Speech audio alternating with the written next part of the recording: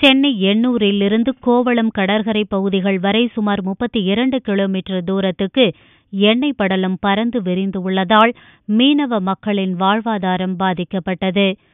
சென்னை எண்ணூர் துறைமுகத்தின் நுழைவு கால்வாய் அருகில் ஏற்பட்ட விபத்தில் எண்ணெய் கப்பல் சேதமடைந்தது. இதனால் கப்பலில் இருந்து எண்ணெய் கசிவு ஏற்பட்டது.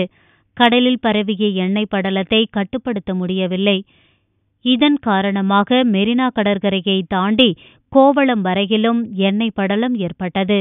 எண்ணூர், திருவொற்றியூர் பகுதிகளிலிருந்து கோவளம் கடற்கரை பகுதிகள் வரை சுமார் 32 கிலோமீட்டர் தூரத்துக்கு எண்ணெய் படலம் பறந்து விரிந்துள்ளது.